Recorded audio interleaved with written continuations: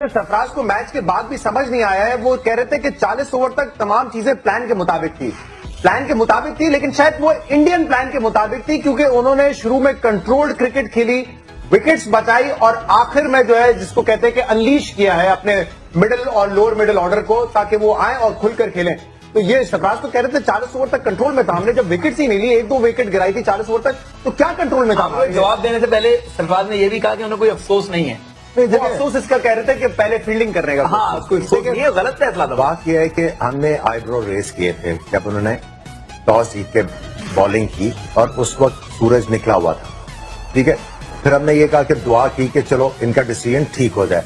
फिर उन्होंने जब इमाद वसीम को बॉलिंग करवा दी तो वो तो बिल्कुल ही समझ से बाहर हो गया कि ये हुआ क्या है. वो इंडियन भी कह रहे होंगे कि यार शाबाश यार, जब डन बिल्कुल वो कह रहे थे कमेंट्री में कह रहे थे, वो बार-बार ये बात कर रहे थे, वो यही कहते रहे कि एक ऐसा बॉलर जिसका बॉल हिलता ही नहीं है. शहजाद, मैं एक बात करना चाहता हूँ, वो ये है कि ये बच्चों का, ये प्लेयर्स जो हैं इनको सिलेक्ट कौन करता है? पाकिस्तान क्रिकेट बोर्ड सारा कुछ. ये जो मैं पहले भी बात कर रहा था कि इंडियंस के साथ जब हमने किया प्रोग्राम, तो वो ये कह रहे थे कि इनका सबसे सीनियर प्लेयर युवराज और धोनी है. 12-14 साल क्रिकेट खेले, हमारे 18-19 साल क्रिकेट खेले. वो हमें कह रहे थे इनएक्सपीरियंस साइड, और अपने आप को कह रहे थे वेरी एक्सपीरियंस साइड. तो आपको इस पे पता चल जाना चाहिए कि जो आपका 19 साल प्लेयर खेला हुआ है वो उसका एक्सपीरियंस ही नहीं मान रहे, तो वो सम अप कर दिया आपको. उसके बाद मैं ये कहना चाहूंगा कि ये क्रिकेट बोर्ड में जो लोग लेके आते हैं, जो हमारी जो पॉलिटिकल पार्टीज हैं, ये कहते हैं जी हम वोट से आए हैं और वोटर जो है वो सारा कुछ है. क्या इनको ये आइडिया है कि जब पाकिस्तान इंडिया के साथ मैच खेलता है और जब हम हारते हैं तो हमारे जज्बात के साथ क्या होता है? क्या इनको इस चीज का इल्म है? ये बातें तो करते हैं कि जी हम वोटर्स का बहुत कुछ करते हैं, क्या ये कभी सोचते हैं कि हम किसको लगा रहे हैं और हमने क्रिकेट को ठीक करना है ताकि हम लोगों के जो जज्बात हैं उसको मजरू ना होने दें? अब जो पाकिस्तानी पूरी दुनिया में बैठा हुआ है, अगले 10 दिन तो वो ये बातें सुनेगा.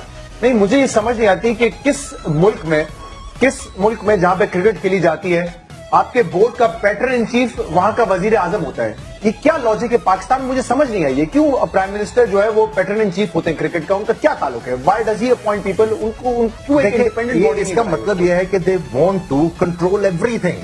पॉलिटिक्स का जो इजी डेफिनेशन है, आपको पॉलिटिकल प्रोग्राम्स भी करते हैं, जो हार्वर्ड यूनिवर्सिटी में पढ़ाई जाती है डेफिनेशन पॉलिटिक्स की, equal distribution of power is called politics. आपको पता सबसे बड़ी मिसाल क्या है कि सियासत किस हद तक है पीसीबी में, कि जैसे ही आप देखेंगे हुकूमत चेंज होती है, नया प्राइम मिनिस्टर आता है, आपके बोर्ड का चेयरमैन खुद रिजाइन कर जाता है, क्योंकि उसको पता है कि नई गवर्नमेंट आ गई है, अब मेरी तो वैसे ही छुट्टी होनी है. नसीम अशरफ साहब पे रिजाइन किया, ज़का अशरफ.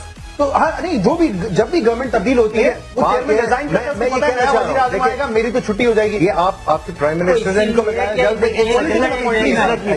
मेरे जहन से निकल जाएगा. 3 वर्ल्ड कप हार गया, 3 वर्ल्ड कप. उसी रजीम में नहीं हुआ कि 3 वर्ल्ड कप हार जाएं और क्रिकेट बोर्ड वहीं का वहीं हो और उनको कोई क्वेश्चन ना किया जाए.